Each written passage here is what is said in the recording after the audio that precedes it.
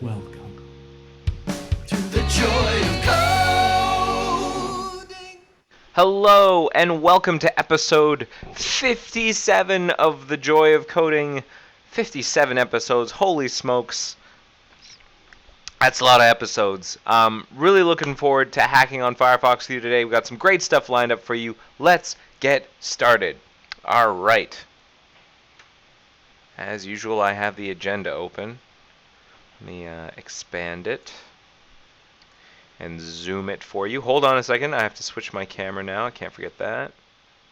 Also, make sure my camera's, yeah, and I'm recording. Okay, good. I just want to make sure everything's working properly. Now, zoom in a little bit. Hey, okay, so here's the agenda for today. If this is your first time watching The Joy of Coding, I know this is supposed to be unscripted and unplanned, but I do kind of have a roadmap of the things I want to do for the episode, although it's never clear to me how I'm going to do it. I just kind of try. This agenda that I have is, you might actually find it useful. There are links in here that you might want to click on to follow along. And you can find a link to this agenda in the additional info or additional links section below this video if you're watching it on Air Mozilla. If you're watching it on YouTube, it should be in the description, and then you can like follow along and click on stuff, and that's pretty cool. So, yeah, is my microphone on? It is indeed. And am I recording? I am. Okay, so let's move on. Okay, so what are the things I wanted to do today? I actually have a review I want to do on a Moz review issue. So there is a bug open for the code review tool that we're using, which is the whole infrastructure is called Moz Review. We use Review Board as what we use to like actually review the diffs, and we have this extension built into Review Board that modifies some of Review Board's behaviors, and we want to modify it even more. And so that's what this review request is about. It's a very small one, and so we'll take a look at that first. And then I got this sort of long-standing XBL thing, which I think you got a little flavor of it last week whenever you saw me like check on a thing and try, and it wasn't working properly, and I complained. Well, it's working now. I was able to figure it out. And now I want to just clean up the patches and submit them for review. And the last thing is we're going to go back to the window watcher work that I was doing last week, which you may have seen. And if you did, you saw me write a bunch of code that I then threw out not long after I wrote it. So after the episode ended, I went out, had like some water and went for a walk and thought about it for a bit. And I realized that the approach I was taking was too brittle. And so I threw it right out. And I found a simpler mechanism to use. If you're curious on the details, I'm moving the switching logic for whether or not we're looking at a remote or non-remote, a window with a non-remote initial browser or a remote initial browser or no initial browser at all. And I am doing the work of doing the switching inside of the NS Chrome tree owner. Chrome tree owner. That's the one. Right. So I pushed that to try. I have a bunch of test failures, and that's what I'm hoping to spend the majority of this episode working on, is on those test failures. But first, let's review that patch. So I'm going to go into our instance of Review Board. I'm going to pump up the font a little. So I have a review request open to me from David Walsh. So the bug is, and I'll open the bug in a separate tab, and I'll put a link to this in the notes. Review,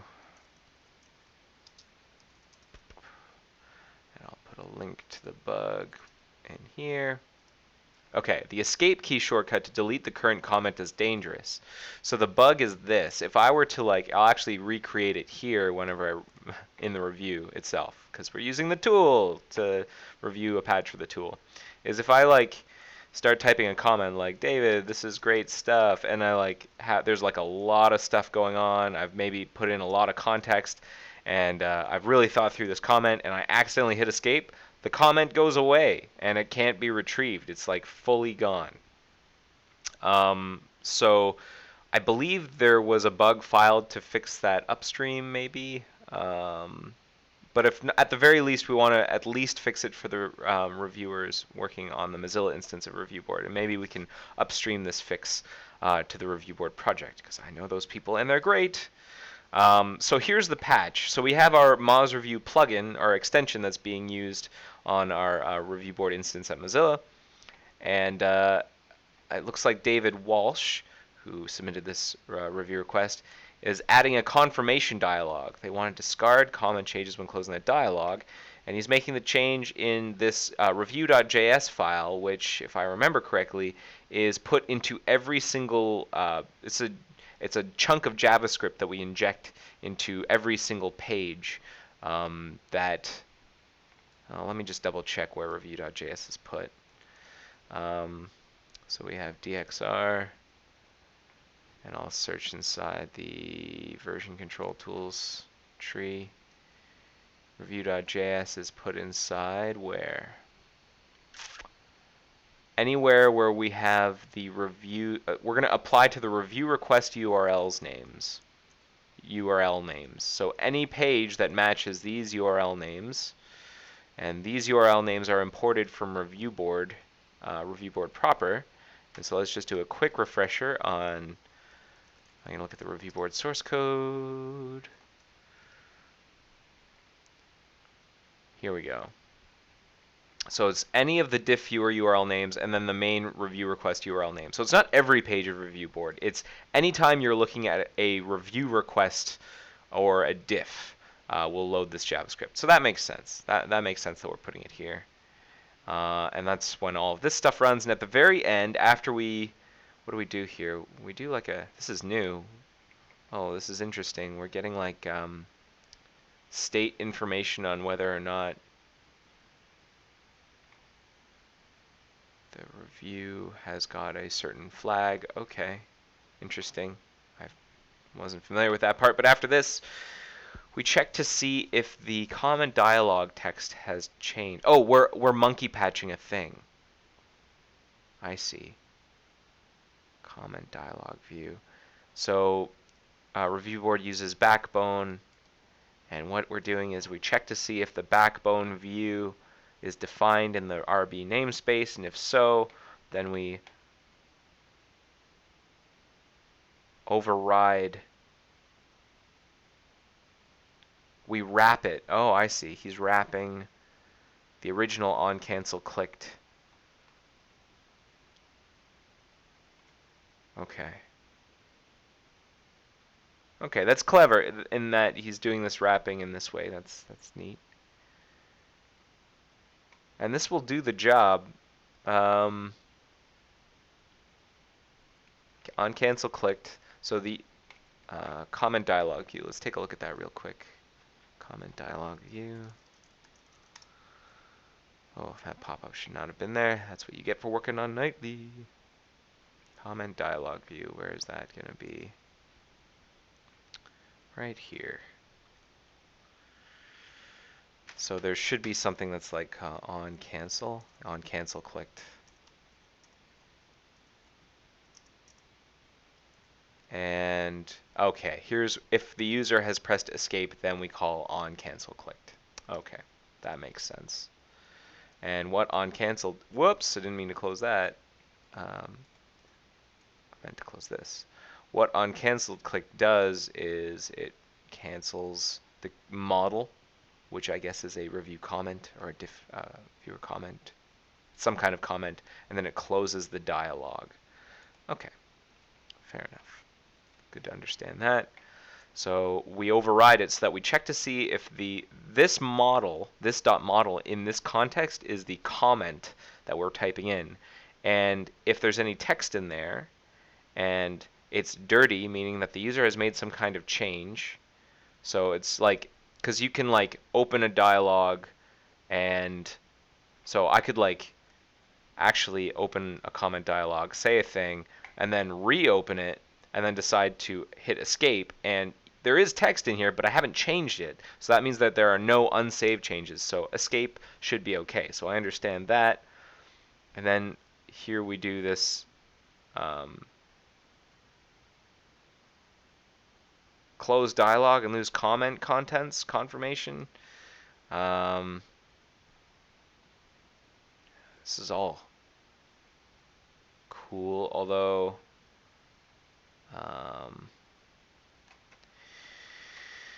not sure if the Moz review team has converged on a style guide yet, but I don't think we generally put returns like this on the same line.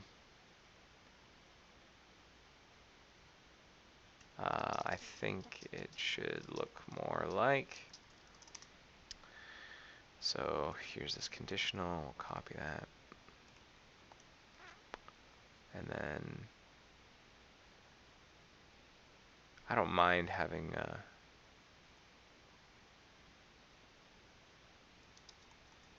here, and we'll fence this so it's code and it's JavaScript. So now review board knows how to style it, and we do that.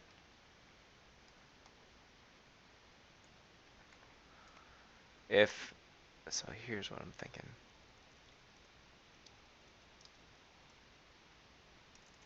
This model, let's confirm. If we don't get the confirmation for close dialog and lose comment contents,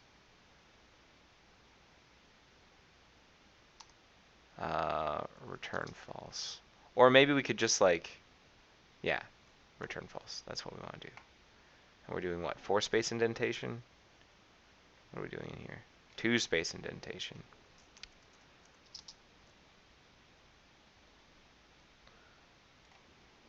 And over here, space before, space after if. And then we do this like apply arguments, in this case, which are none, but we're doing the wrapping. So that actually looks fine. Oh, and also I'd put this test comment here. We're gonna get rid of that. I think that'll be okay. And then we'll see if we can upstream this fix. We'll see if the review board team actually wants this, and then we can get rid of this. I'm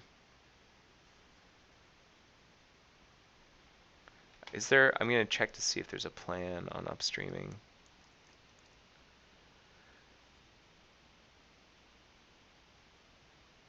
It's also possible that I know David Walsh has been like active. Let's see. Okay, so maybe we can upstream this. Yeah, okay. Okay, so I'm happy with this. Look at me, Modulo. Thanks for working on this. I'm gonna be a little more enthusiastic. Oh, this is great. Just a few suggestions below. Nothing too big. We might want to consider upstreaming the fix to the core comment. What is it? Comment.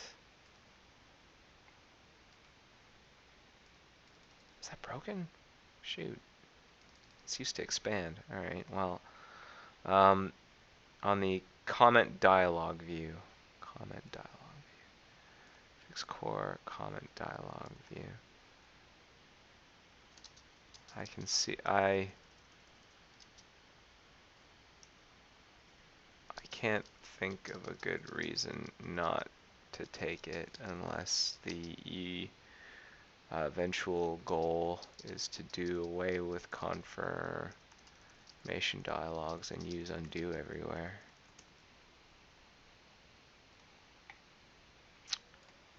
Ship it. Done.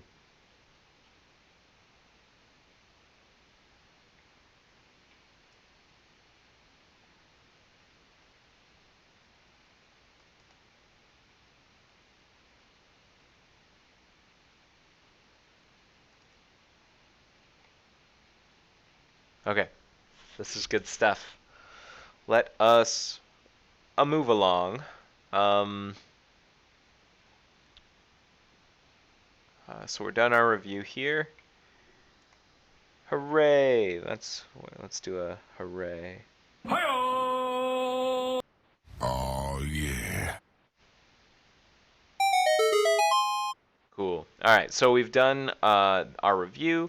Now I want to work on this. So I was working on this off and on for the past couple of weeks, and what it is this really weird. How do I explain this? I don't know how much I want to go into it, but I feel like if you want context of what we're looking at here, I'll have to explain it a little bit. So maybe you're familiar with web components, maybe you're not, but what they are, like, so we have this language in the Mozilla code base. It's called the XBL, which I believe is, uh, I think it means XML binding language. Yeah, XML binding language, or extensible binding language, I guess some people called it. What it is a way of defining new node types or new behaviors for particular DOM nodes. So you can like create a binding, which is like layout for a node, so it can have like its own like internal structure of DOM nodes that are hidden from the outside world. So like instead of, if you have a div and you've got an XBL binding on it, that div can have like a bunch of hidden children that whenever the binding is attached get injected, and like a bunch of hidden styling, which is great for encapsulation because the consumer just like adds the div with that binding and then they don't have to worry about it like it's in its guts. They just drop in that div. That's kind of the promise of web components. And this XBL stuff's been around since like the 2000s, early 2000s. I mean, it's really kind of like Web Components 1.0 is what XBL was. And that was a bet that Mozilla put some weight behind, and we use it in the user interface for the browser, but it didn't really get much traction outside of that. And Web Components seems to be where it's at for that particular technology. And who knows, maybe in the future we'll start transitioning the browser UI over to Web Components, but until then we still have to deal with XBL. And so what I'm dealing with is an XBL bug. And if you've heard of XBL and you've heard of Zool, they're kind of interrelated. There is a relationship between XBL and Zool. We define a lot of our Zool nodes, like Zool types, things that we use in Zool using XBL. I think that's actually the only place where we, for the most part, the only place where we use XBL. There are like one or two smaller cases, really edge case, like the click to play thing that we show up over plugins. Whenever it says like click to activate or whatever, that's XBL. But for the most part, we don't use it inside standard web content. And there was this bug that was haunting me. It was like this worst bug. I hated this bug. What it was all of a sudden the browser, you couldn't switch tabs, and you could switch to some tabs, but not to others, and your tabs wouldn't open properly. And like the browser window seemed to be in this really funky state. Like it was broken, and it didn't make sense. And it wasn't clear what was going on. It was really hard once you'd enter that point to figure out what was happening. And what we realized just through diagnosis of hitting this bug ourselves and like poking around with the debugger is that something was going on with the XBL bindings on some of our Zool nodes. And we didn't know what was happening, but the bindings weren't behaving properly.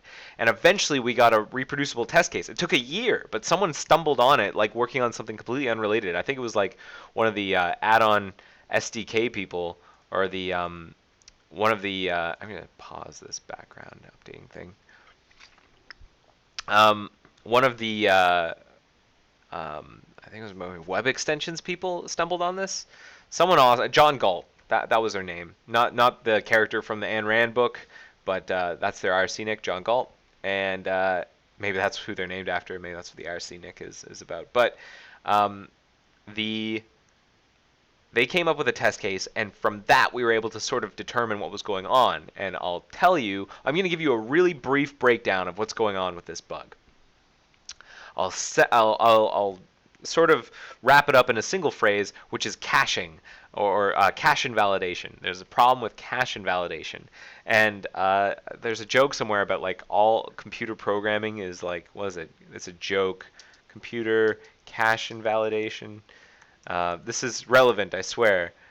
There are two hard things in computer science: cache invalidation and naming things. Yeah, so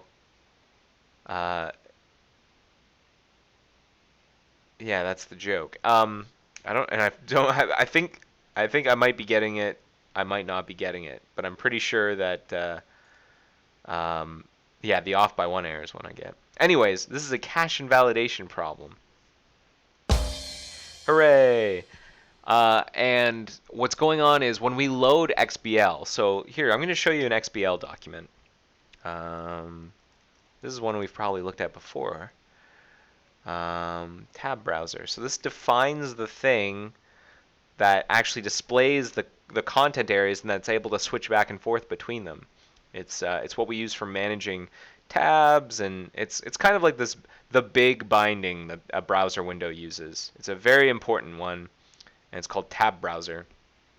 And you'll notice it's like this pistache of XML, and then there's like inline JavaScript using C data, and like there are weird things like you can define methods using XML and parameters using XML, and then the body of the function is this chunk of JavaScript. And what happens, my understanding is that whenever the binding is first used, whenever we declare that okay, we want to use this binding on a particular node, the uh,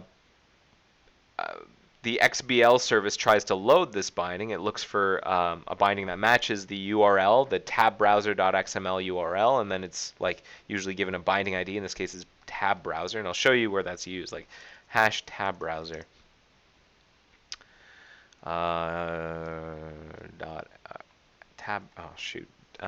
browser.xml hash tab browser. Yeah, right here. This is where we bind the binding here in CSS. We use web technology to do it. So anything that's called a tab browser in the browser privileged UI has the tab browser binding on it. So when we notice that one of those is being used, we check to see whether or not we've loaded this binding before. If we haven't, we go and parse this XML document, which is in the resources that are packaged with Firefox. It goes and gets the XML, parses the XML, it extracts all the JavaScript, and it like constructs this thing that defines the XBL binding, and then it like constructs basically a JavaScript object from that XBL binding, like this XBL binding information. It like gets enough information from all this JavaScript to construct a JavaScript object that is then put in the object prototype chain of the thing that is having the binding applied to it.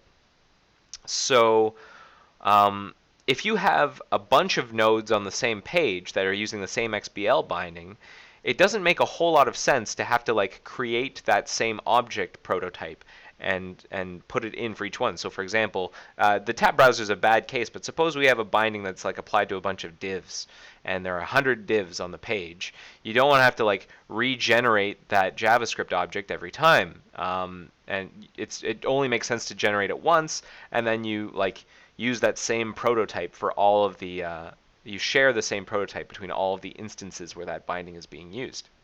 So we have a cache per global, and by global I mean a place where like JavaScript can run. We have a cache of these JavaScript objects, and what's going on is there are multiple layers of caching. So we have this cache of JavaScript objects that represent XBL bindings, the prototypes for the bindings, and then you have this other cache. It's called the Zool prototype cache. What the Zool prototype cache does is it caches a lot of information on stuff that's been loaded for Zool. So the Zool prototype cache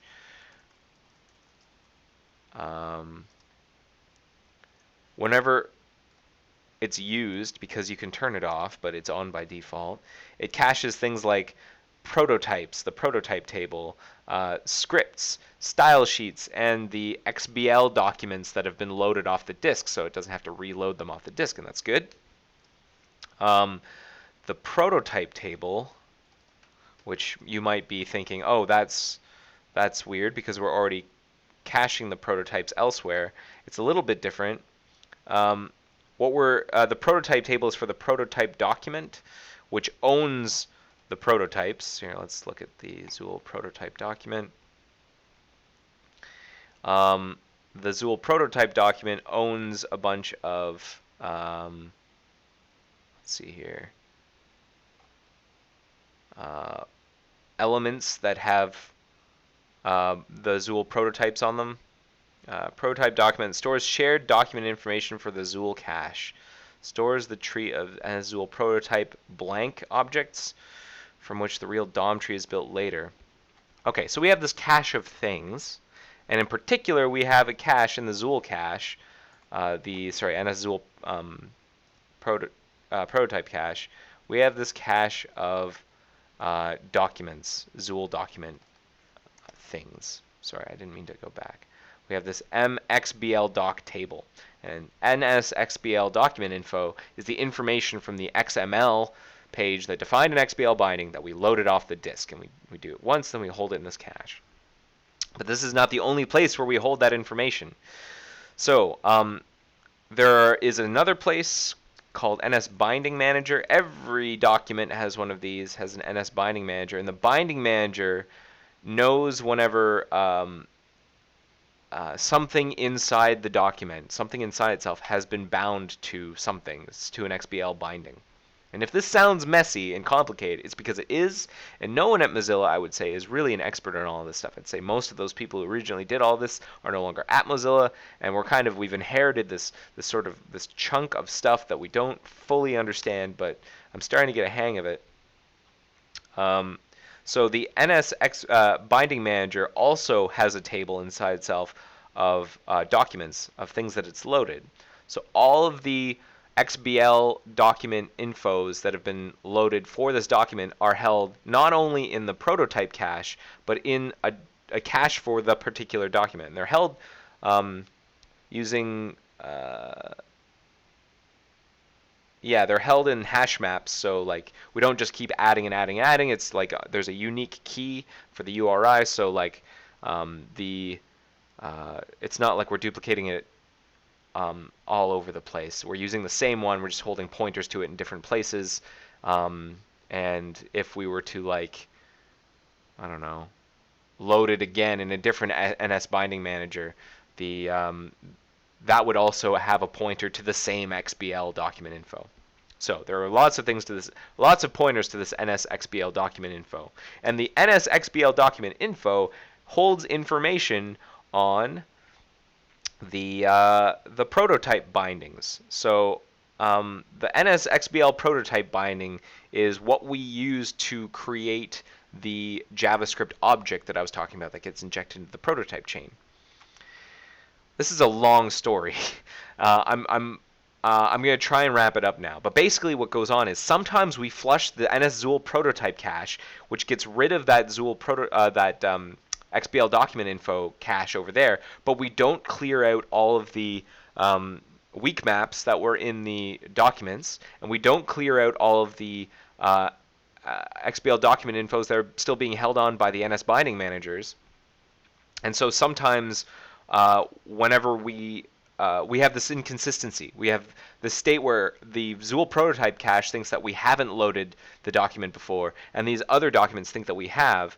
And so you can get into a particular case where some other document will attempt to load the binding, and it loads it over here and puts it into the cache, and then something over here attempts to get like a reference to the binding, and it gets the cached one that was put into the Zool cache by the other thing, but that does not match the ones that were already being used inside the document.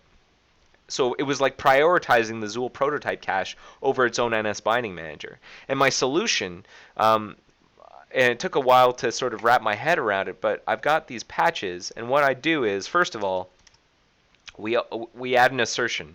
We add an assertion to make sure that if we're attempting to manipulate a prototype binding, that it's the same one that we had cached in the past. And that's good. It means that we're going to stay sane, that we're not going to get this weird inconsistency. This assertion explodes whenever the case where things will go wrong that I was talking about before happens. Like this prevents that from occurring, at least in debug builds. So we've added that assertion, and that's good. The second thing is I want to prioritize, instead of getting whenever we try and retrieve information about an XBL binding, instead of trying to get it from the Zuul prototype cache first, I want to prioritize trying to get it from the binding manager of the document first.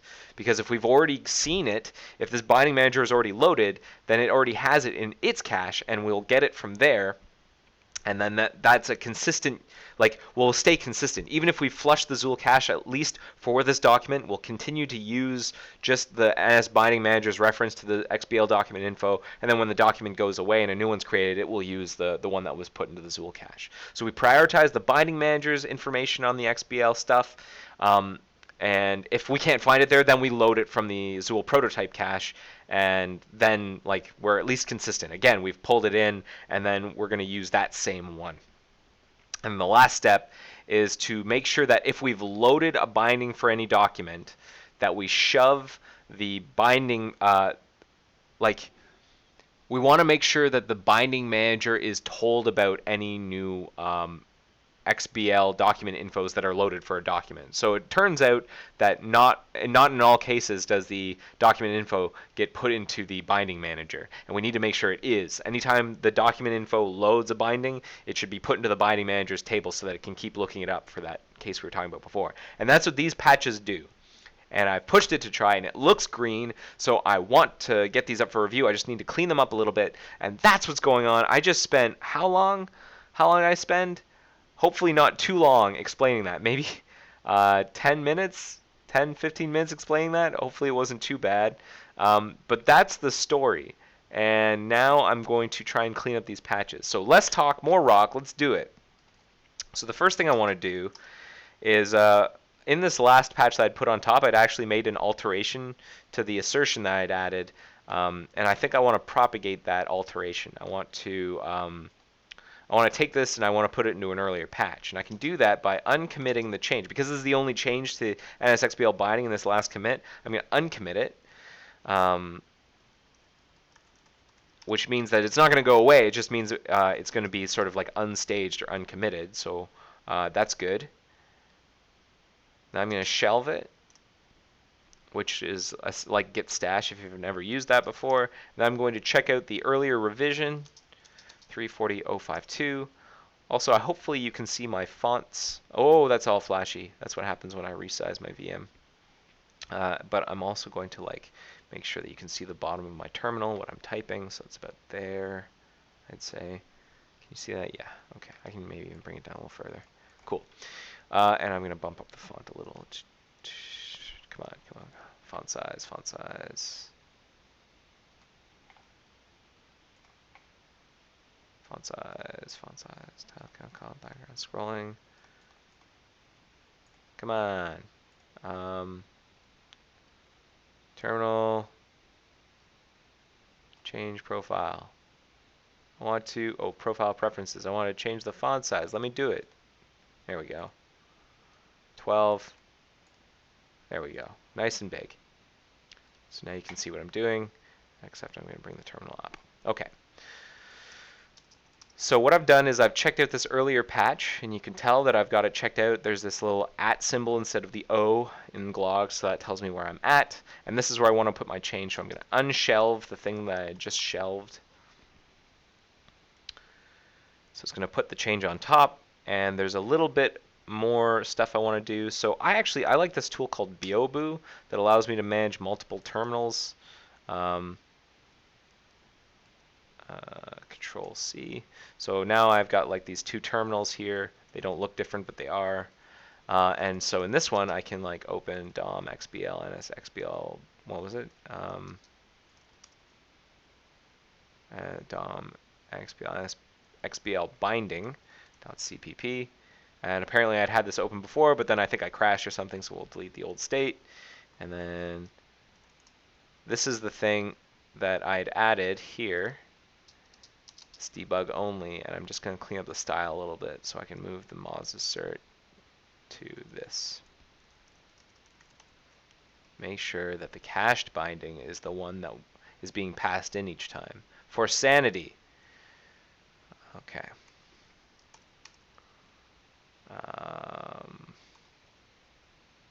So we some sanity there, so we'll commit that change.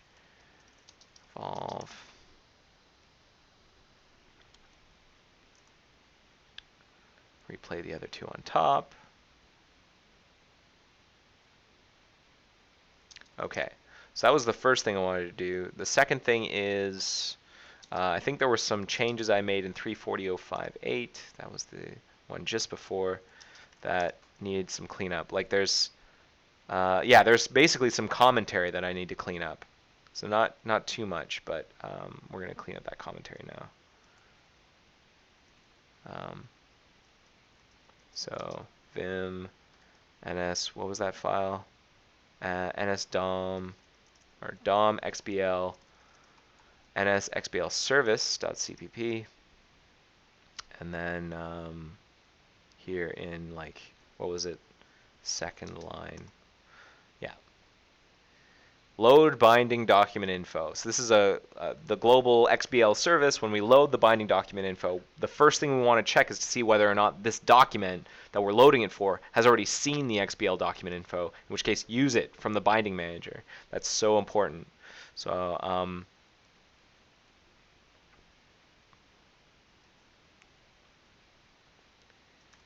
if this document has the first thing to check is the binding manager, which, if it exists, will should have a reference to the XBL document info,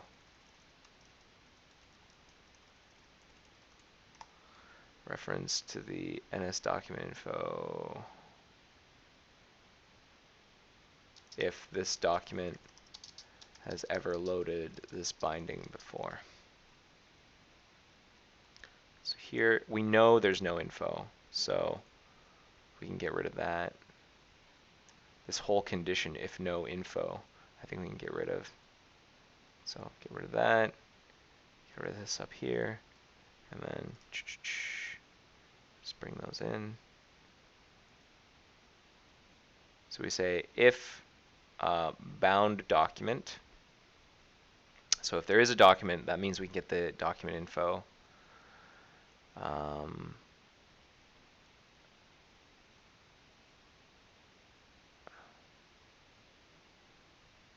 If the document is currently being loaded,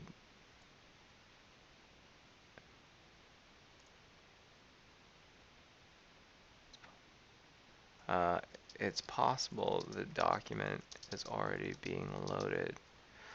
We need glom request that will be processed when the doc does finish loading. Okay. If not info,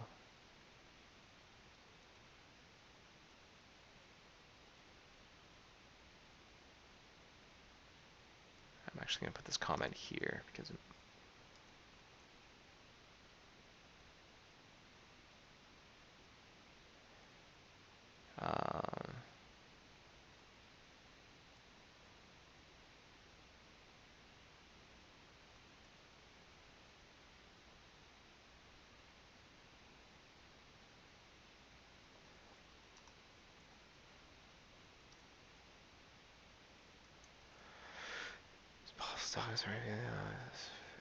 so there's no document is already being loaded. Process doc does finish loading. We've the second line of defense. It's the global NS Zool prototype cache if it's being used.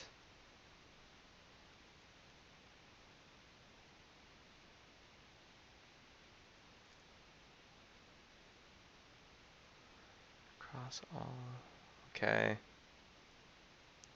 Next, look in the startup cache. Now here we don't.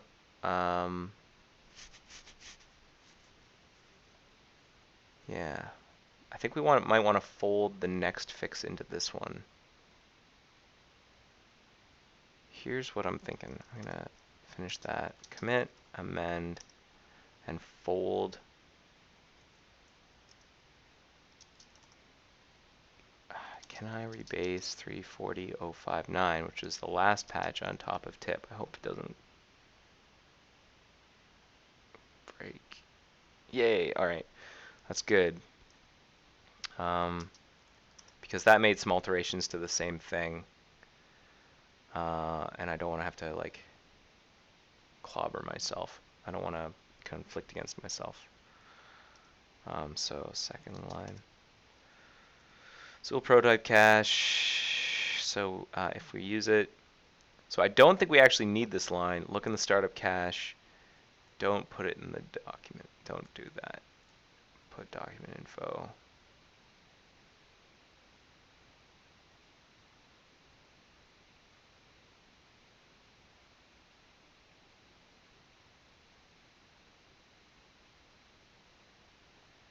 Use startup cache. Cache, put document info. Finally, if all lines of defense fail, we go and fetch the bind document. Always load Chrome synchronously. For sync load is true. Document, we get the binding manager for the XBL document. And then we break a cycle of some kind. Also put in our bind.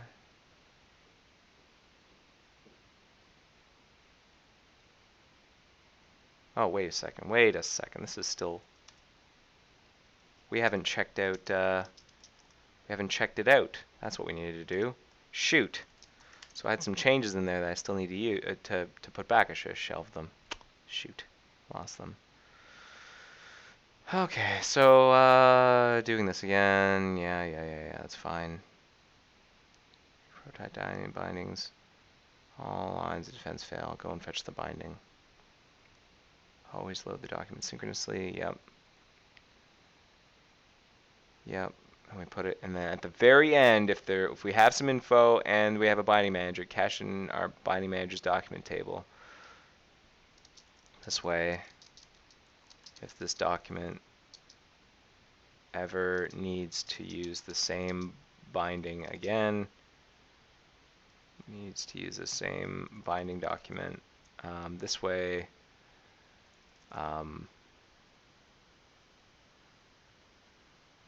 we can preserve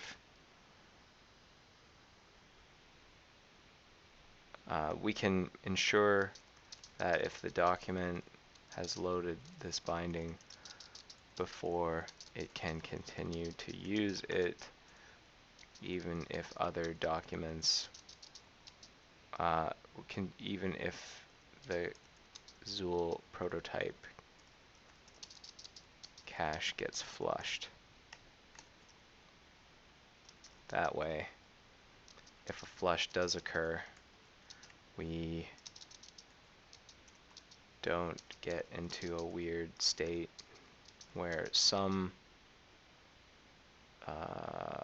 XBL where we've got a different XBL document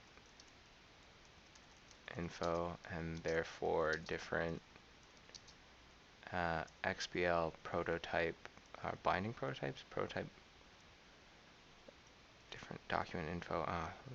We've got different for the same document.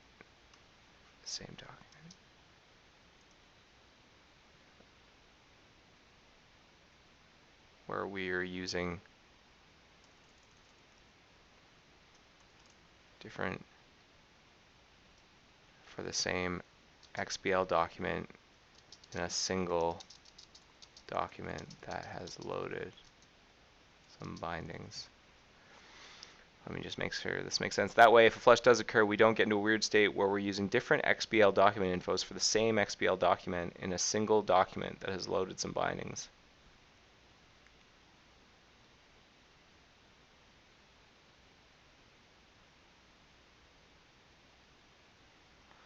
I think that makes sense. Okay. Let's just take a quick look at that. Hang on, I'll commit it. Let's take a look at the patch, and then we're gonna push it up for review and move on. So we get rid of this because we put that at the very end anyways. I just got rid of that up there, got rid of the same thing up there. These brackets down here because, right, we didn't need these. If info, okay.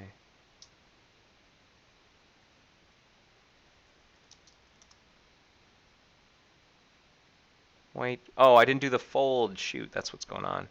Hist edit 340061.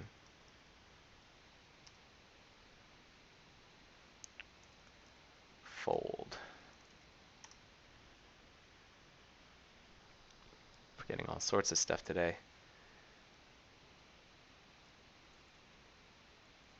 Prioritize getting the INS XBL document of pre-existing out of the binding document. Bound document as binding manager instead of the Ansible prototype cache. I should put in a, okay. This is where I write a big comment. We have a weak map, or maybe I should, so I'm gonna write a big comment now, because that's, wow, you kind of have to roll.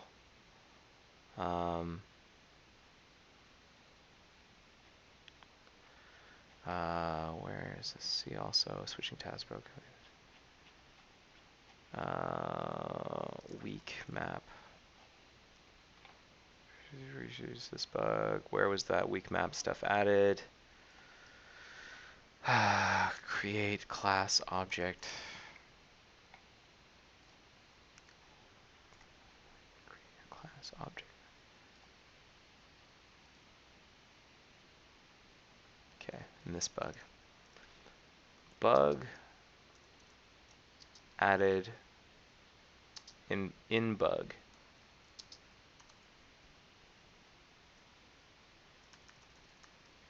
A weak map was added to the global scope for anything, the global JS scope for any, to the global JS, to any global JS scope. And a weak map was added to any JS scope that loaded an XBL binding. That weak map stored the JS class, the JS prototypes that are injected into a bound nodes prototype chain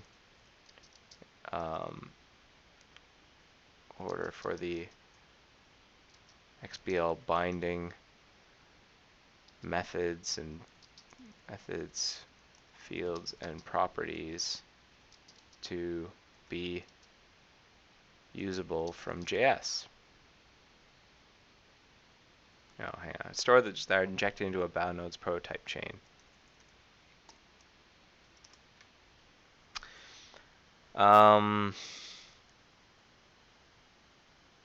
When a binding is removed, we search the prototype chain for the JS prototype that we'd added and remove it. We can get into situations, hang on. The Zuul prototype cache caches numerous things. Alright, this is kind of a long story. Hold on to your butts. That's not very professional. It's kind of a long story. Stay with me. We search the prototype chain. The Zuul prototype cache caches numerous things, including NS Zool XBL document info, which we use to get at the NSXBL binding is it binding prototype NSXBL binding prototype? Is it prototype binding prototype? It's binding prototype. No, it's prototype binding. Prototype binding.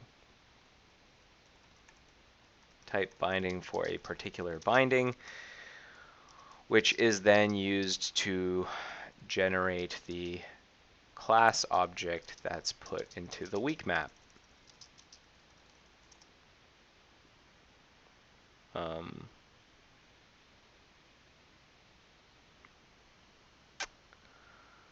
Right. Put into the weak map.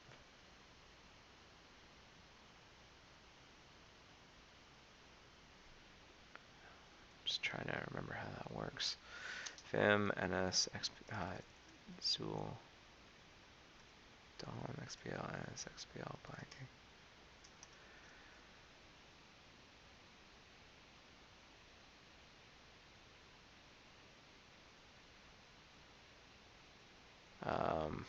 Get class. No, it was cached binding, and that uses something called get proto binding from class object. Right.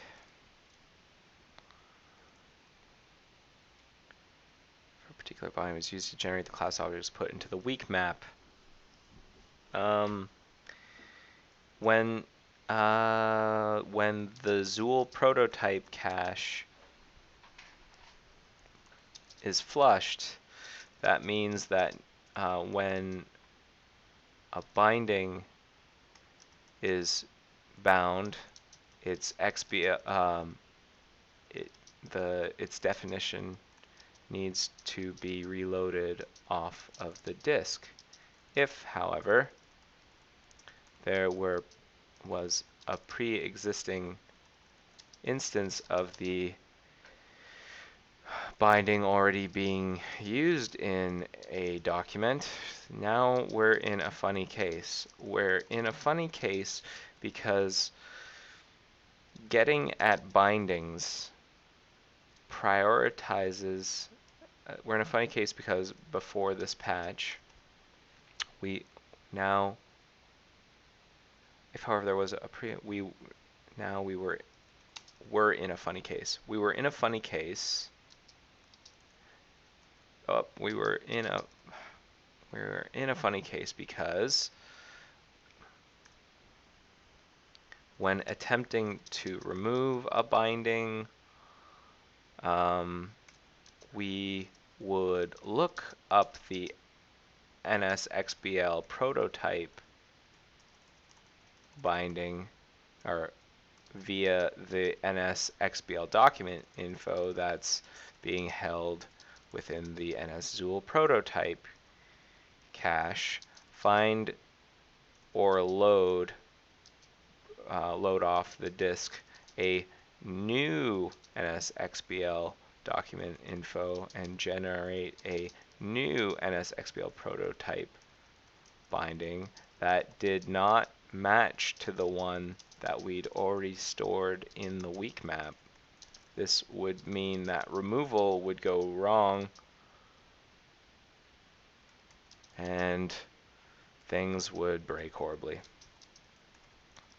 This patch makes it so that we prioritize checking the NS binding manager for a document for the NSXBL document info before checking the NSZool prototype, the global NSZool prototype cache. That way, even if the cache gets cleared, if the binding was ever used in this document, it'll be in the binding manager and we'll get the same NSZool prototype binding that we'd been using before, and sanity will prevail. That is my comment. Holy smokes, I'm almost out of battery. I forgot to plug in. Is there an adapter in here? Yes. Yes, there is.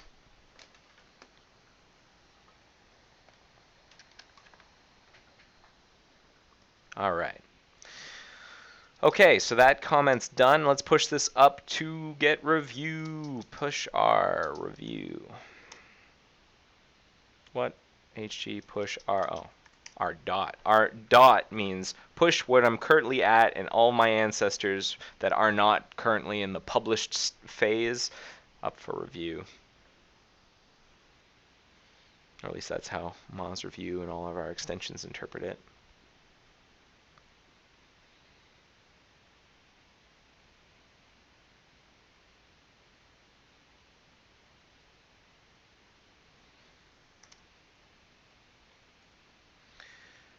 Copy link. All right, let's take a look at what we just did.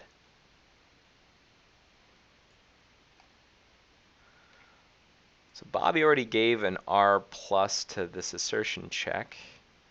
So I think that's probably okay.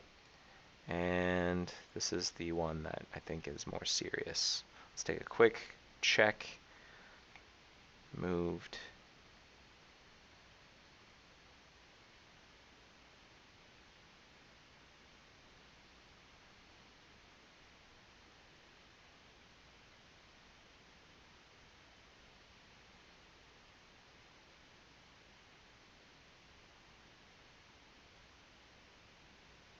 Okay.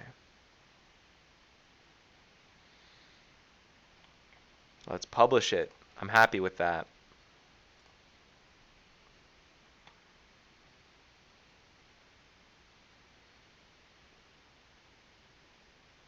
While we're there, with the changes I put in, let's push it to try. So,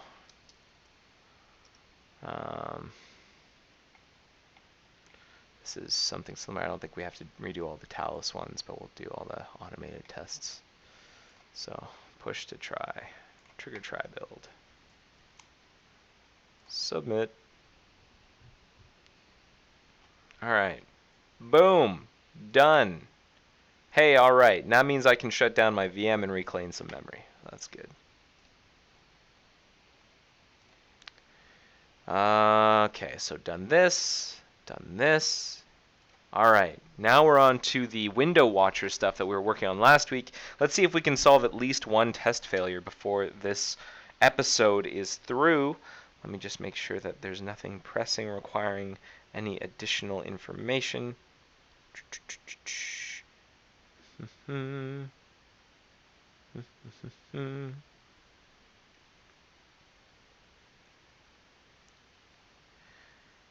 hold up.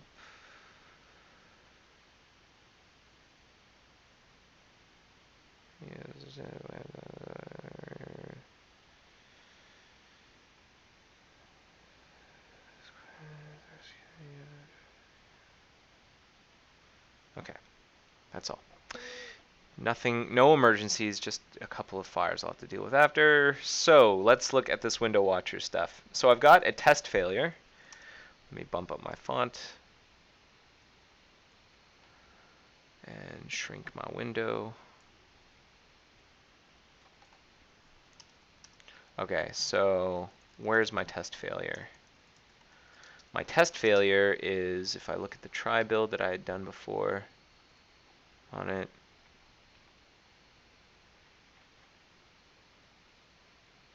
down here. The one I wanted to look at was, where is it? It was one that I thought looked pretty juicy. Yeah. Create browser ext Windows create tab ID. I'm not even sure what that does, but if I try to run it, whoops, how do I, come on, go back to the beginning. What, are you serious? Home, oh, that's how I do it. And there's got to be a way of skipping words. I just don't know what it is right off the top of my head, not on this keyboard. I run it, and we'll see what happens. I have a feeling it's going to fail. I hope we have that case, and it's not like only fails on automation. I'm pretty sure I've seen it fail before. Okay, Windows opened. We're gonna see if it fails.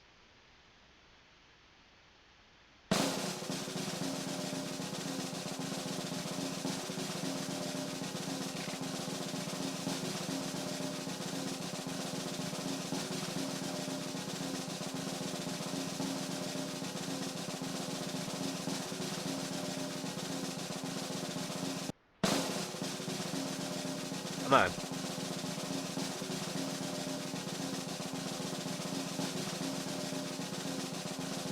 Ah, this is taking forever.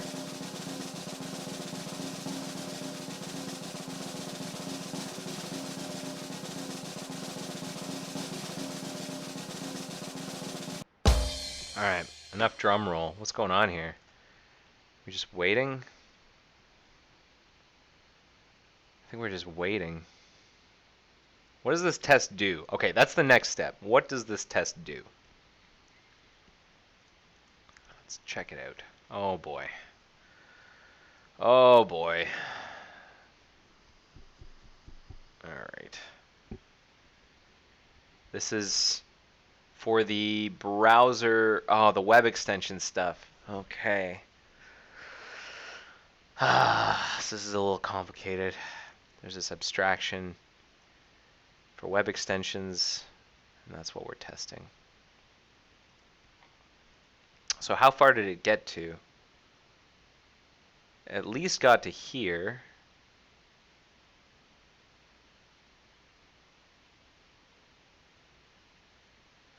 Tab is not private, expected false. Create a new window, adopting the new tab. Does that? Okay, adopting the new tab. Passes. And then create the new window, create a new private window, it does. Create a new private window, so we got here. Create a new private window. And then create additional tab in private window. Does that. Private tab is private, expected true, actual true. Create a new window, adopting the new private tab. Adopting the new private tab. Promise tab attached.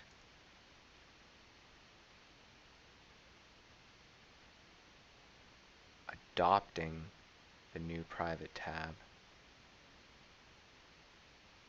Does that mean to like have it been torn out?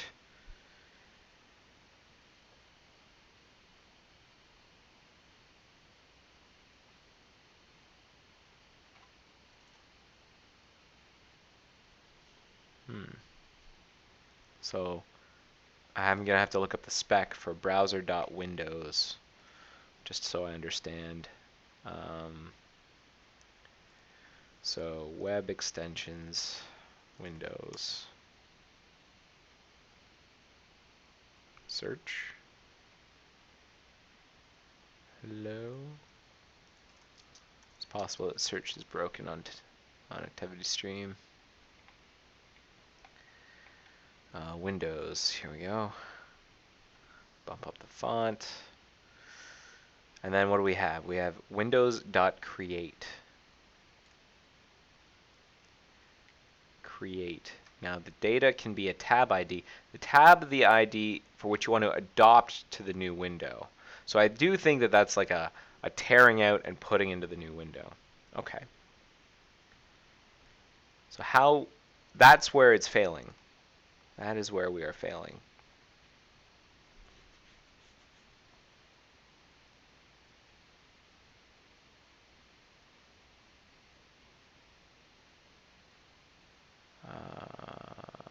And when we look at the failure on automation, the test times out.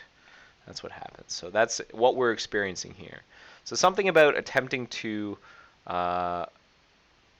create this window is failing. Windows.create. Okay.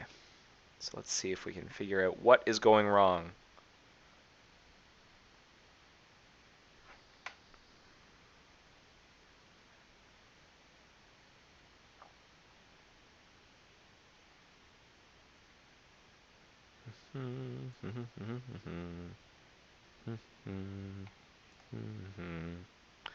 I've just been pinged for something. Let me just. Look, I said probably just have to restart the browser and having to dig in this one. When we switch the tab, we set it active. That should trigger painting. I was press set. Is anyone to get debugging info out of this? Well, you can.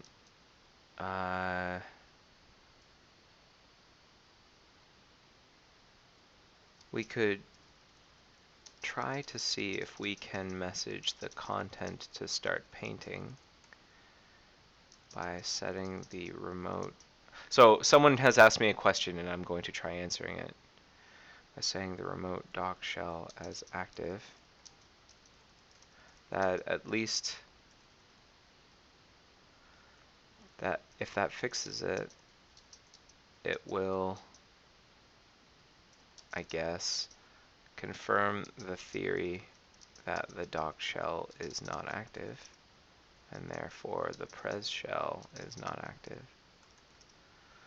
So you could open the browser console, and with the spinning tab selected, do gbrowser, selected browser, and I think dock shell is active.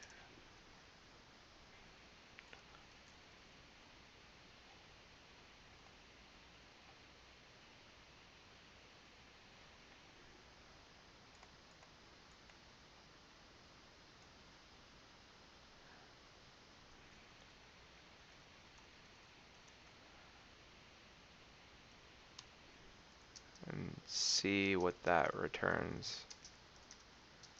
If it's false,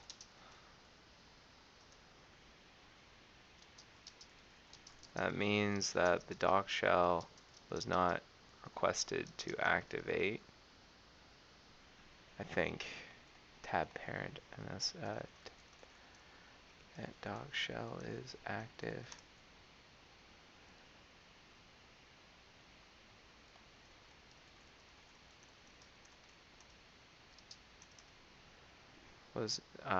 Was not requested to activate.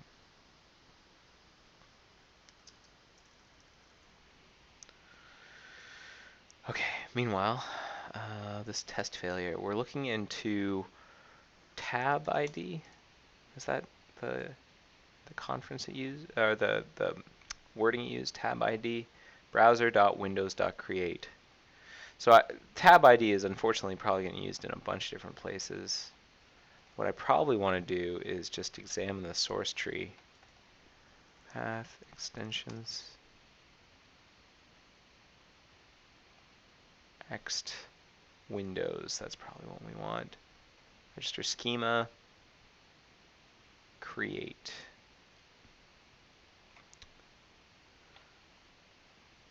If create data.tabID is not equal to null, then we try and get the tab.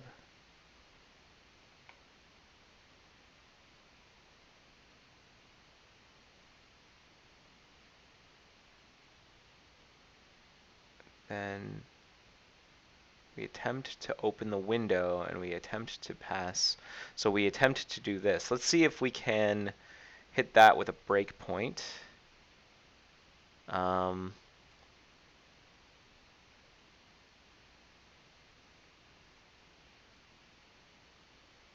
nothing here about force or E10S or G multi. No.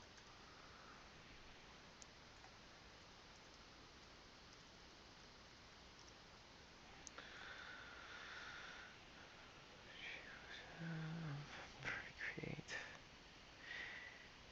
So what I'm going to do is I'm actually going to see if I can reduce this test case a little bit.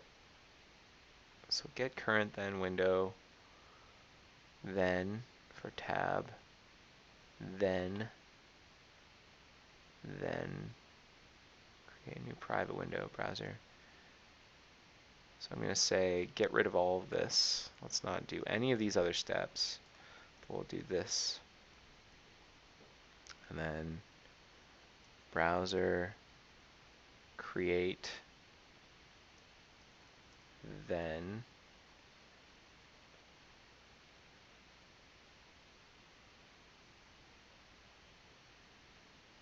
okay. I think that should be valid, but it should still fail.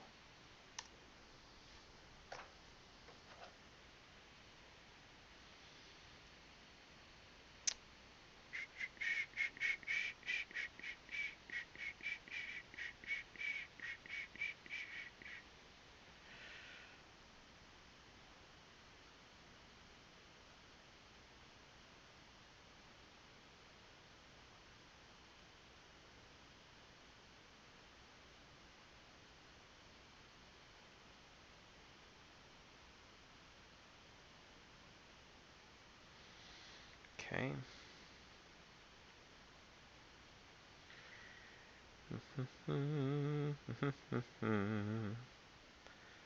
Sorry, I don't mean to be looking at my phone. Just people are communicating. And I need to communicate back. Okay, so we did hit our failure. I think we were waiting. We weren't able to adopt the tab over here. Tried to bring it over and it failed. Okay, good. And I believe that's the first time we attempt to do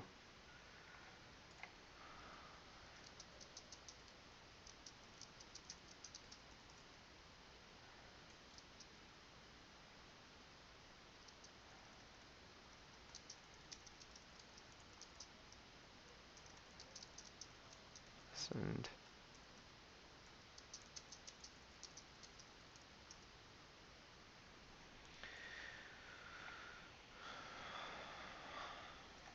ponder. Private window.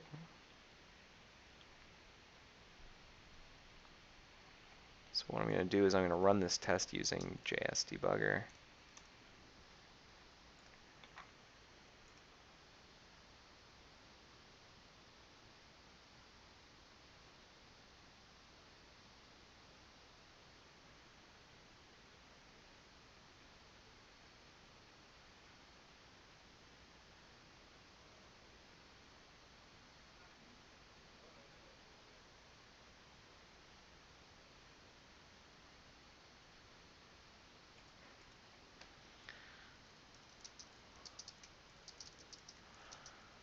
On graphics, folks. Because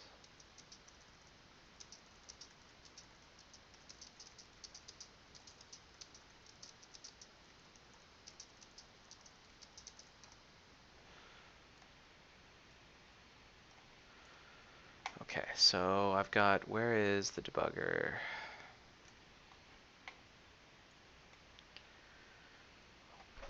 Where is the ring, Frodo? Mamma mia! Okay, and what script do I want? What was this file? I was looking at X-Windows. Hold up. Just taking forever. Stand by. That's what you get when you run in a debug build. Okay, X-Windows. Not widows, Windows. Maybe I should bump up the font on this a little. Hold on, it's probably going to be slow. Okay, X.Windows.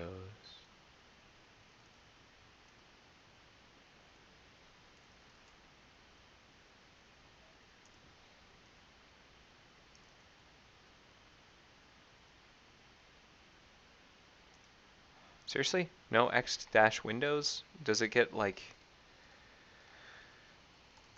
concatenated or something? Browser jar. Register script. Or we initialize. Maybe if we just browse to it, then it will load.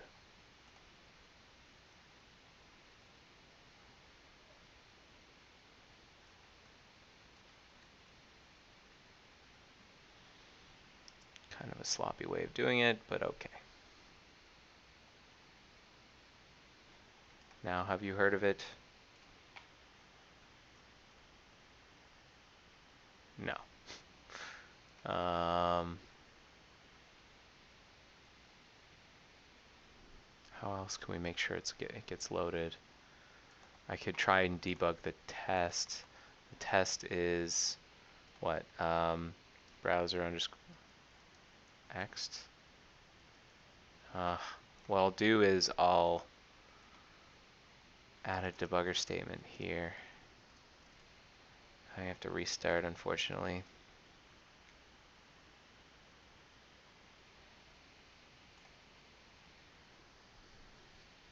That way I will hit the debugger statement and lockup right there, and then I can set my breakpoint. Is the plan. I'd really like to at least know what's going wrong here. If I can't solve it, at least we can know what's going wrong.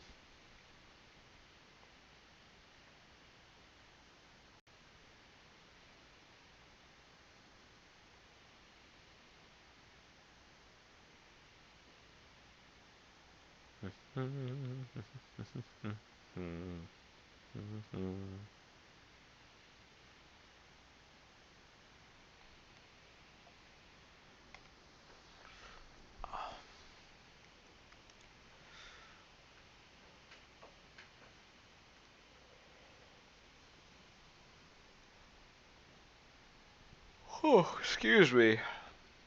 Excuse me. Come on now. Up and at 'em.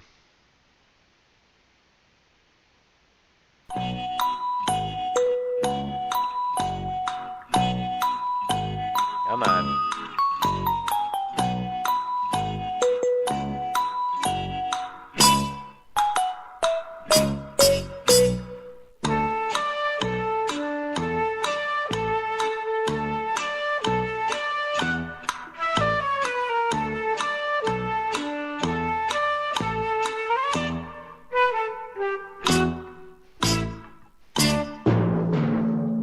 Come on. I can't believe we got through an entire Jeopardy! I haven't hit my breakpoint yet. Come on. Debug builds, am I right? Okie dokie. Come on. I can't do my work.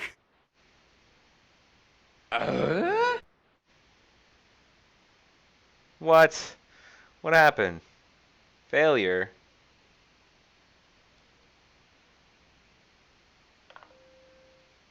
Uncaught exception. Unable to handle multiple listeners. Chrome powers.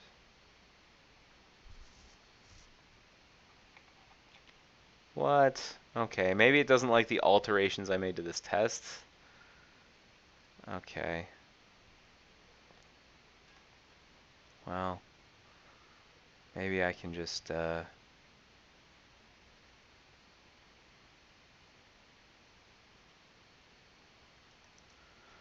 debugger here.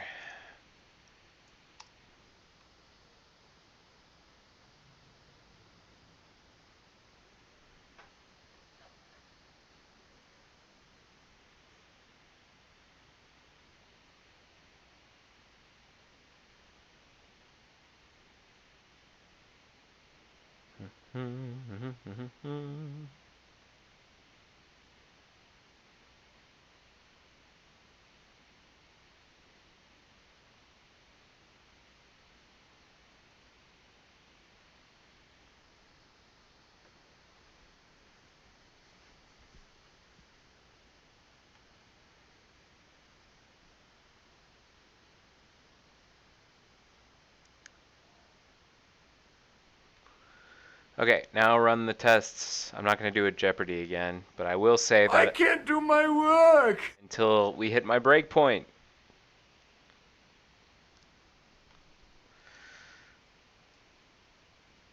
Do it! Do it! Well, now, don't you tell me to smile. You'll stick around, make it worth your while. Trial. Oh. I know some of the words. Style, profile. I said, you know what takes me back when I hear ooh child? From the Hudson River out to the Nile. I run the marathon to the very last mile. And there's like another thing. And then, Jazz and AWOL, that's our team. Step into the party, disrupt the whole scene. When it comes to beats, well, I'm a fiend. I like my sugar with coffee and cream. And then there's that keep it going full steam bit. And then later on, when it comes to envy, y'all is green. Jealous of the rhyme and the rhyme routine. Another dimension, new galaxy. What the hell?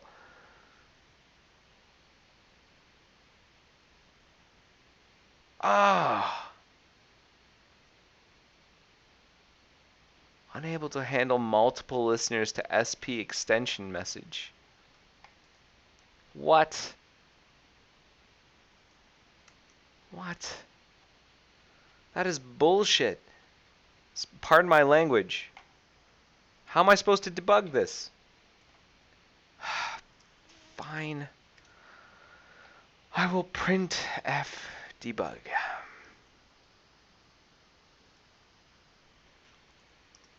Okay. So dump. Trying to assume, or was it trying to, what's the language that they used? Trying to adopt a tab. It seems. Create URL. Oh, and then we actually do the job. Opening window, dump. Opening window, yo. And let's trace it through. We go into browser.js, which is loaded in browser.zool, and then in arguments, check to see. Oh, you know what? I wonder if it could be. Hello. Me personally, I think Brad Lassie does.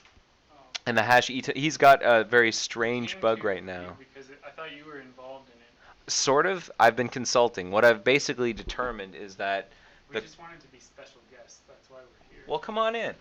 Everybody, this is Jeff Muezelar. I hope I'm pronouncing that right. Is that close enough? No. Muezelar. Mizelar. Okay, sorry about that. Come on in. That's the camera if you want to show your face. Right now you're just showing your shirt. And the illusion is gone, but that's okay. Here, we can zoom out a little bit. Zoom out a little bit. This is Jeff, everybody. You probably can't hear him too well. And you all remember Marcus. Marcus is now in frame.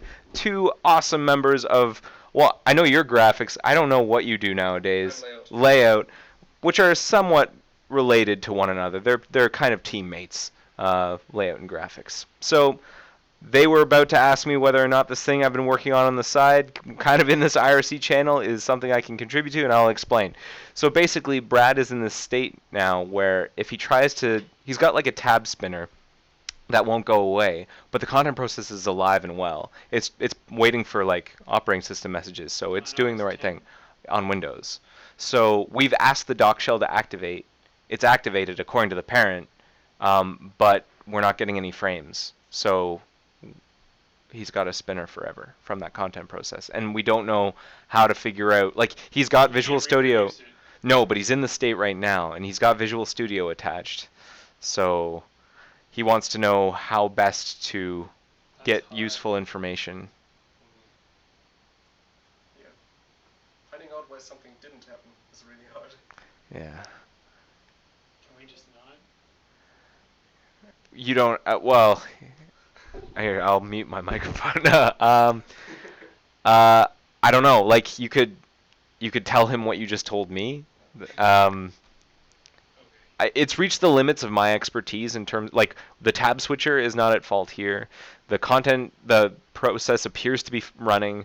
The parent process has, I don't know, but he's been able to get us some stacks. So there's some kind of. Yeah, I think it would be impossible to debug over IRC. Unless it was, like, super important. But if it's not easily to reproduce, that means it can't be that important. I don't know how easy it is. I don't know how he got into that state. He just realized that when he switched to a tab, it was no longer painting. And Is the profiler turned on? Are all the tabs gone, or just that one? He's got DOM IPC process count set greater than 1. That's not a supported configuration. True, but for every tab that seems to open for that process, they're all spinning in multiple windows. So it's like that process is never painting. What's that process doing? Nothing. It's just waiting for events. So it's ignoring bank requests. Like a go from there. Or it's painting, but it's never telling the parent about it. Yeah, you'd have to, like, step through everything and see. maybe you could tell him like where to set a breakpoint, and then like how familiar do you know how familiar Brad is with like the graphics infrastructure? Yeah. I mean, maybe he just needs a starting point. We can try that. Sorry, I'm sorry to have passed the hot potato. I wish we could help more. Me too. I wish I could have helped more. Well, there we have it. That was a short conversation with some other engineers at Mozilla. Let me just zoom in here, bring this down, get back to it. Zoom in a little, center myself. Where are we at? We're at 2:26. We got a couple minutes left. I have a suspicion that we are entering this block, and something is failing here. Maybe the fact that there is no dock shell, maybe. That some of this is, if tab open is a remote browser, that will be true. And then we attempt to update the browser remoteness to be true on the current browser. And then we attempt to swap the browsers and close the other. So dump stopping about blank load, dump doing that dock shell thing, and then dump got past the dock shell thing, because I wonder if that would throw in the E10S case.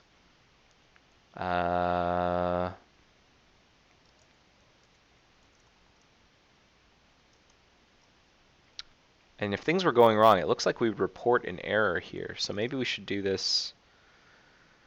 Moz config mock build faster. What if I open up the error console after this test runs? No, don't do it with the JS debugger. No.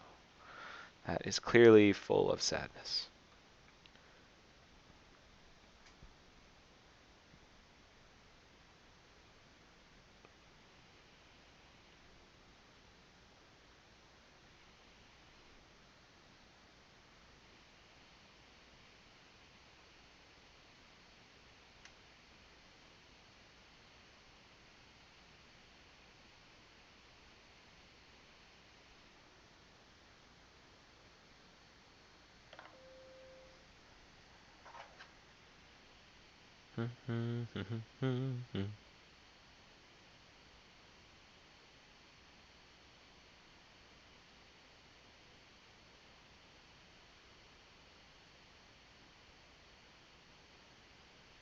Okay, so we've hit our breakpoint, and then we try and do the drag, and then we fail. Okay, so got past the dock shell thing, and do we have any errors in our console?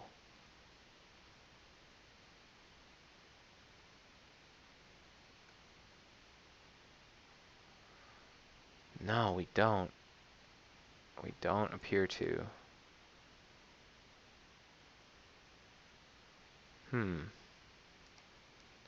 Well, we got some useful information out of that. We got past this thing. Dump. Attempting to update the remoteness of the initial browser. Dump. Remoteness updated. Dump. Swapping browsers now. So let's see if we enter swap browsers and close other.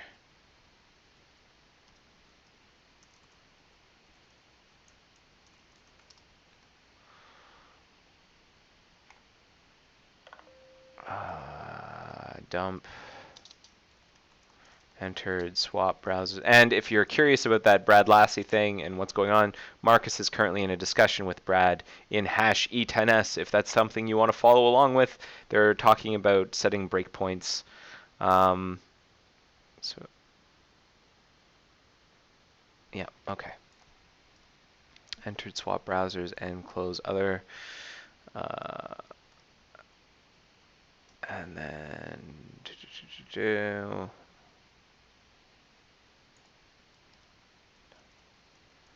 got to checkpoint 1. I'm just gonna like try and checkpoint some places, see if we're breaking down in a particular point. Dump, got to checkpoint 2.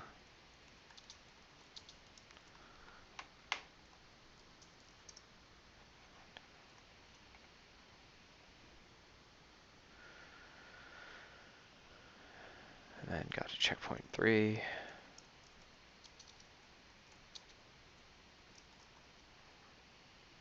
And then got to checkpoint 4.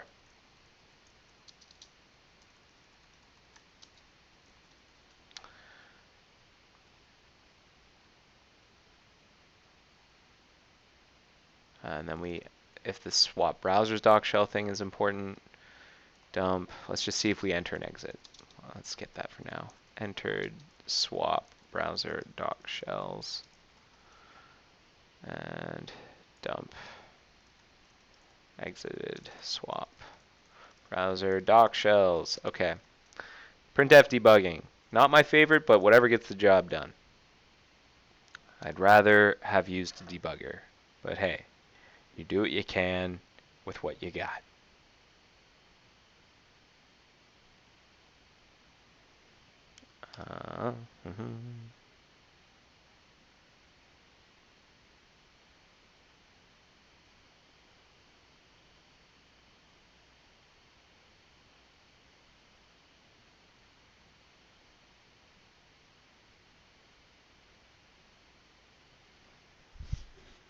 It's 2:32. At least I want to figure out where the problem is.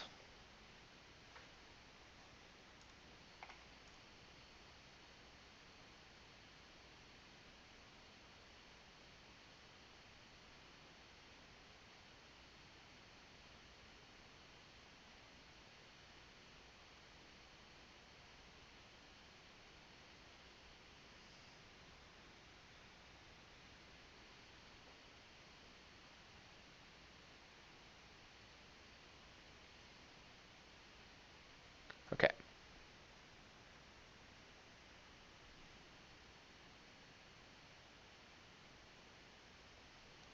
So we got to where we wanted.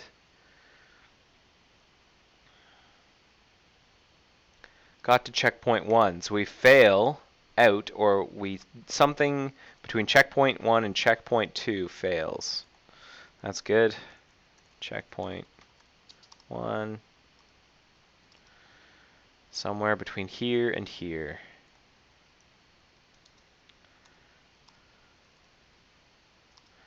Dump. Bailing out here. And that's the only place I believe we would bail out besides there or here. Bailing out in the other place. Okay. That is where the failure is occurring. Build, and let's figure it out. Come on. Run, run, run, run, run.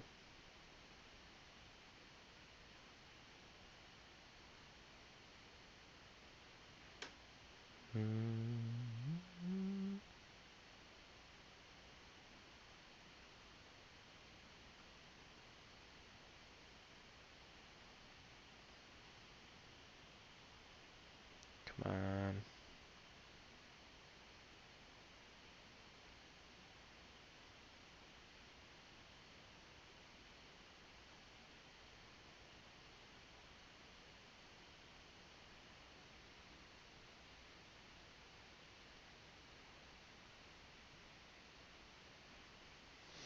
Okay.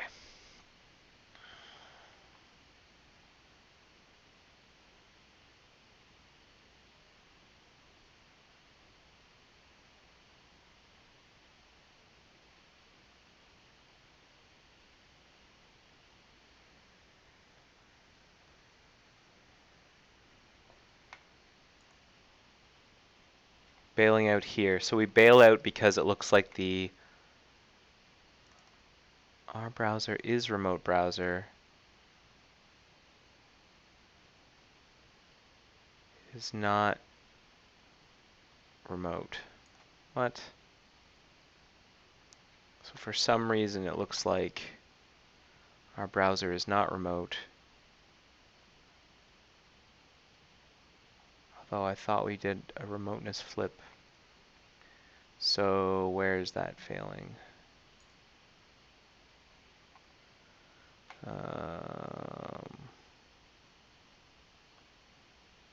What? Where's the test? I have all these open files. Come on, come on, come on. Where's the test? Test. Create tab ID.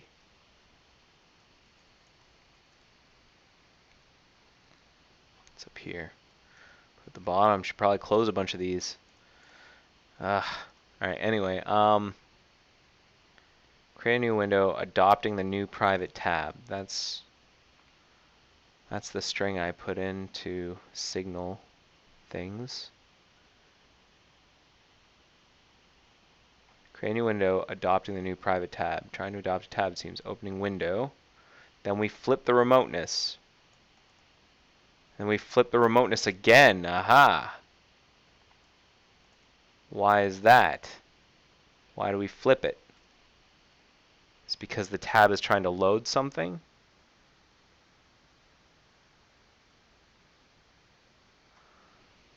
Oh, the tab might be trying to load something. Like about private browsing.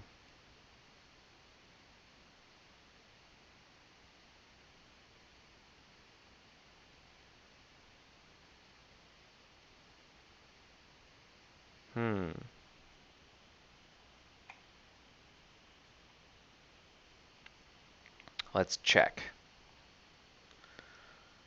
Tab browser. So I think we can get rid of all these. We don't need these anymore.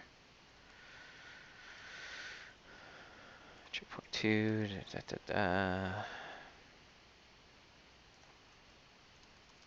Whoop.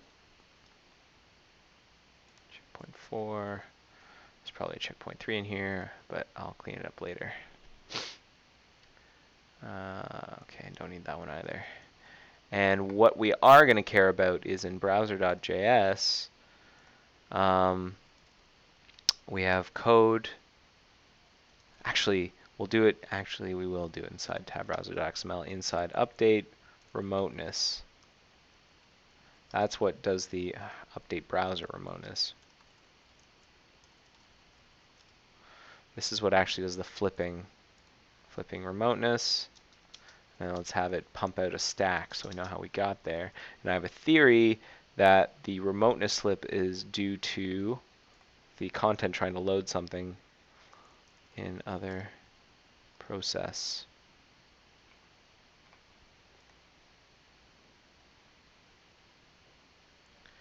Don't show us to load a page in an incorrect process.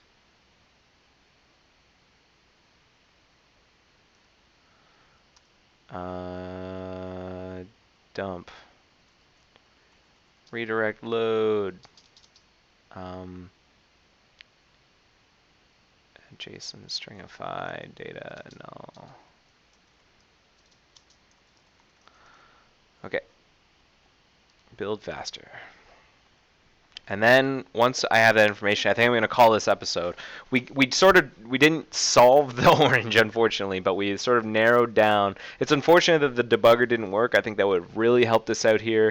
It would have really sped things up. And it would probably also help if I had an opt build instead of a debug build for this particular problem, because I don't think this is something that is down deep and low. I think this is in the front end code that deals with like redirects and stuff. But I think we're narrowing in on where the problem is. We actually did quite a bit of other work as well. To recap, we did that review, which is cool. And we also did that. We cleaned up those patches that I had been working on, and we posted them up for review. And hopefully we can land those soon. Those are pretty important. Okay.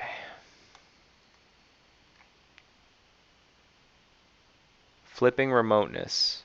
Because we restore the tab, navigate and restore. We originally flip remoteness here, and then we flip remoteness again. We try and update browser remoteness by URL.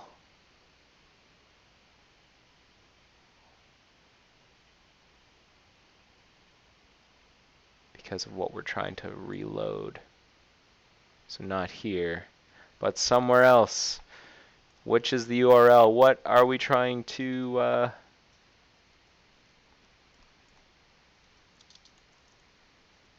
Updating browser remoteness by URL, and the URL is that. Let's just do that one last thing, and that's, well, I think that'll answer the question of what's kind of going on here. Give me my debugger. I want a debugger. Also, for that XBL thing we're working on, what made it so easy, or a lot easier to debug, because at first it was like pulling teeth, but what eventually made it really easy to figure out what was going on was this tool that you may or may not have heard of called RR. And I highly recommend checking it out, rr-project.org, I think. Let's see what it's called. rrproject.org. Check it out. It's a record and replay debugger thing. It works only on Linux right now. Hopefully we can get other platforms. That'd be nice. But right now it works on Linux and allows you to like record with reasonably low overhead, like quite low overhead, a trace of what Firefox is doing for like a test run or like just some user activity, and then you can replay that and debug it and go back and forward in time. It's a full-blown recording of the machine state as you were doing your thing, and like all of the memory addresses are recorded, so you can set breakpoints to find out when things were like instantiated. It's really nice. Aha! About new tab. That's what it is. Try and flip the remoteness.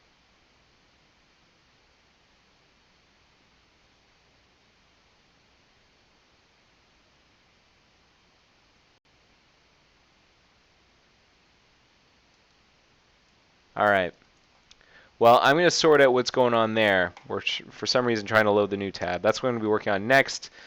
I'll put notes if you're interested in following along. I haven't been taking notes really for this bug or this episode, but I will for this test failure. And you should check out my notes for bug 1267720, for which I have a link in my agenda right here at the end, so you can follow along there.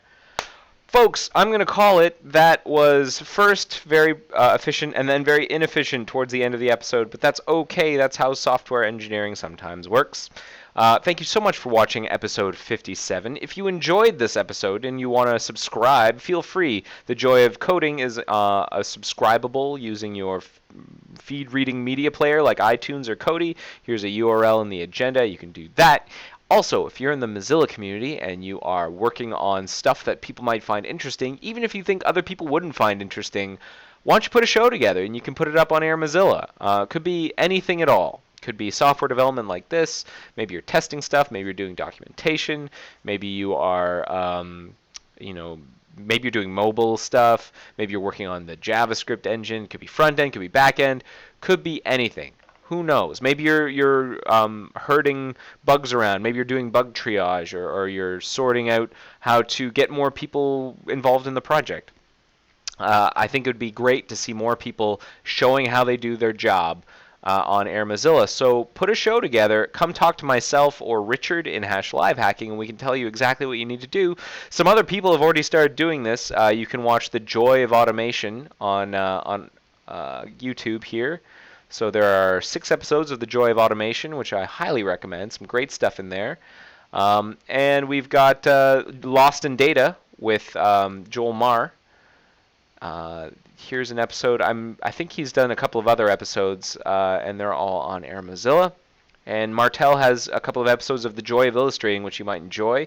And Ricardo's Hour of Design is great for designers and illustrators who might want to know what's going on in the design process.